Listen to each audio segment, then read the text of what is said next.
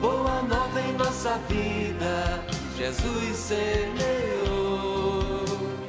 O Evangelho em nosso peito é chama de amor.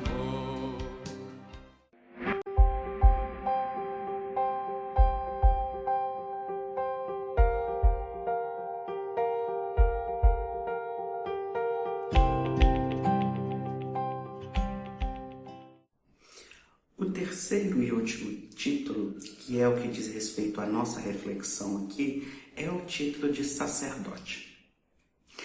Pelas leis do povo judeu, que constam lá no nosso Pentateuco, que os judeus chamam de Torá, para ser um sacerdote era preciso necessariamente ser da tribo, descendente da tribo de Levi, ser da mesma família tribal que o primeiro dos sacerdotes do povo de Israel, que foi Arão.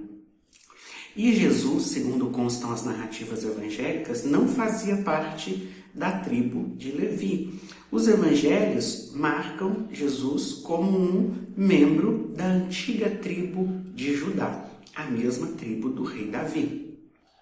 Ora, só isso faz com que Jesus não pudesse ser chamado e considerado um sacerdote.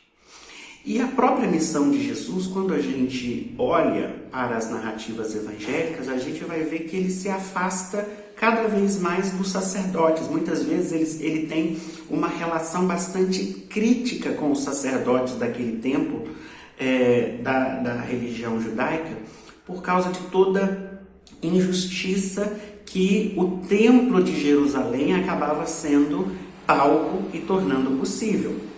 Então, para não se vincular a uma religião que perdeu o seu foco de ser, de fato, um elo entre Deus e o povo, Jesus muitas vezes se coloca na contramão daquilo que fazia e defendiam os sacerdotes judaicos daquela época. E um episódio que exemplifica muito bem isso é quando Jesus faz a purificação do templo, que ele expulsa os comerciantes e os cambistas lá do templo de Jerusalém. Então, em termos técnicos, do ponto de vista da religião judaica, da qual Jesus era um membro, ele não poderia ser considerado um sacerdote. Contudo, um escrito do final do século I, que consta no nosso Novo Testamento, que é a Carta aos Hebreus, traz esse título de Jesus de um modo surpreendente e cheio de novidade. A Carta aos Hebreus vai dizer que Jesus era o nosso sumo sacerdote. Um sumo sacerdote que fez com que aquela divisão que tinha no templo de Jerusalém, separando os santos dos santos, que era a habitação de Deus, do santo por um véu, que esse véu se rompe com a morte de Jesus, mas não só pela morte de Jesus, mas pela entrega existencial, pelo sacrifício da própria vida que Jesus faz. Esse véu que separava o povo do contato com Deus, ele é rompido. Então nós temos acesso a esse Deus. Então, e o que é o sacrifício de Jesus? O sacrifício de Jesus não é o sofrimento dele. O sacrifício de Jesus é a maneira como ele entrega e doa toda a sua vida, inclusive no momento da morte, que é a entrega radical, como uma verdadeira oferta de amor a Deus para nos reconciliar com esse Deus que é Pai. Então, Jesus exerce o seu sacerdócio de uma maneira que não precisa mais fazer os sacrifícios dos animais, como no antigo templo de Jerusalém, porque Jesus, como de uma maneira muito bonita fala a oração eucarística número 5 do nosso missal, Jesus, ele é ao mesmo tempo altar, vítima, cordeiro e sacerdote. Porque Jesus ele não precisa de uma outra vítima, de um animal para sacrificar e oferecer para nos aproximar, para nos reconectar com Deus. Ele oferece a sua própria vida. E ele não oferece a sua vida apenas no ato último e definitivo da cruz, na hora da morte. Ele entrega a sua vida em cada momento em que ele se permite viver um encontro profundo e radical com as pessoas do seu tempo, sobretudo aquelas pessoas que eram as marginalizadas, aquelas pessoas que eram as enfermas, que eram as que passavam por problemas que as deixavam perturbadas no seu interior e que com isso as deixavam à margem da sociedade e que nem poderiam participar da religião da sua época, que era uma religião pensada quase que para só os perfeitos. Então Jesus, ele exerce o seu sacrifício, ele faz da sua vida uma oferta sagrada, na medida em que ele se deixa conduzir pelo Espírito Santo para viver uma vida como um verdadeiro filho de Deus e com isso tornar possível a realização do reino de Deus no meio daquela sociedade. Então, Jesus pode ser chamado de sacerdote porque ele faz uma entrega, ele faz uma oferta da sua vida, no momento em que ele começa a discernir qual que era a missão dele, até o momento derradeiro da cruz e também na ressurreição, quando ele envia o seu Espírito sobre os discípulos para que os discípulos continuassem a exercer a missão que ele havia concebido. E é aí que entra a perspectiva daquilo que nós chamamos como sacerdócio comum dos fiéis. Na igreja antiga, esse era um conceito que era muito comum. Na igreja antiga, esse conceito, esse título, essa terminologia, sacerdócio comum dos fiéis, ela era muito comum. E ela era aplicada a todo batizado e a toda batizada. Então, todo batizado e toda batizada é sacerdote. E isso inspirado num texto lá do Êxodo, que fala, quando Deus fala por meio de Moisés, de que ele faria daquele povo, uma nação de sacerdotes. E o Apocalipse do nosso Novo Testamento também fala sobre isso, que aqueles que são ligados ao Cordeiro imolado e ressuscitado formam um reino de sacerdotes para Deus. O apóstolo Paulo vai trazer uma questão muito interessante, que ele vai falar o seguinte: ofereçam vocês mesmos as suas vidas como um sacrifício vivo e agradável a Deus. Paulo está pedindo que nós vivamos o sofrimento, que a gente viva uma vida marcada pelo sofrimento, porque a gente procura esse sofrimento para agradar a Deus? Não. O que Paulo nos convida é que nós façamos da nossa vida aquilo mesmo que Jesus fez.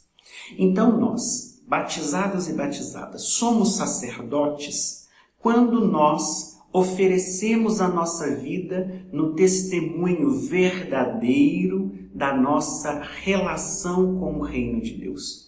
Quando nós vivemos o testemunho de que vivemos no mundo e na comunidade como filhos e filhas de Deus, porque o Espírito de Jesus ressuscitado nos torna possível que nós vivamos nessa fraternidade de testemunhas desse reino de Deus.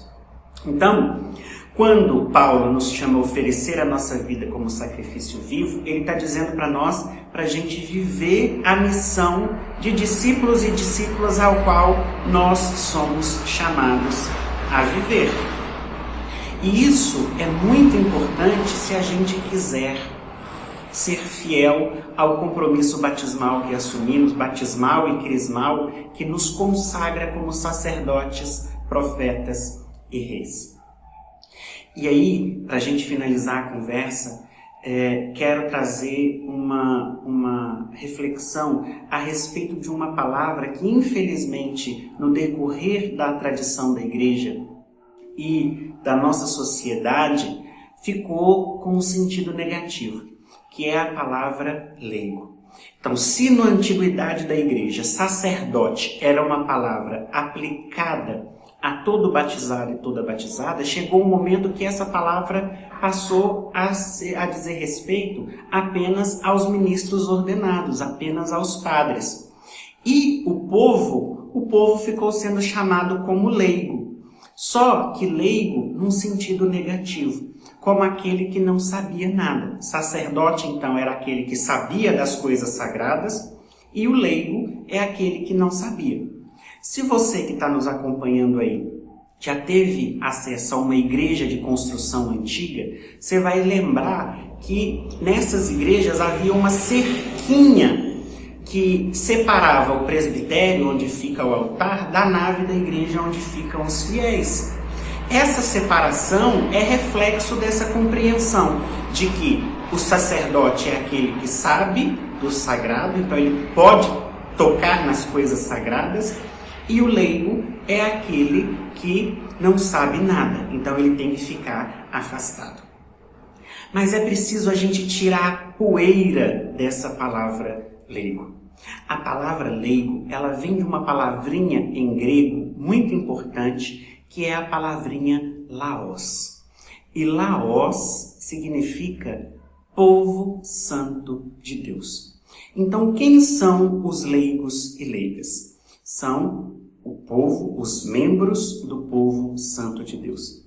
E aí, tirando a poeirinha dessa palavra leigo, a gente não deve mais aceitar o significado de que leigo não é aquele que não sabe, mas leigo é aquele que é membro do povo santo de Deus. Então, todo batizado e toda batizada, então inclusive os diáconos, os presbíteros, os bispos, o papa, todos eles são também, antes de serem ministros ordenados, são também leigos, porque eles são membros do povo santo de Deus. Isso significa dizer que nós formamos um povo de sacerdotes, uns sacerdotes para Deus, porque somos chamados a oferecer a nossa vida no testemunho profundo e verdadeiro da nossa relação com o reino de Deus. Espero que essa reflexão tenha ajudado de alguma maneira você e que a gente possa fazer valer cada vez mais o nosso testemunho cristão, honrando a grande graça que nós temos de sermos chamados de membros do povo santo de Deus, de sacerdotes para Deus, para transformar nossa sociedade e ajudar na solidificação do reino de Deus. Boa nova em nossa vida, Jesus semeou.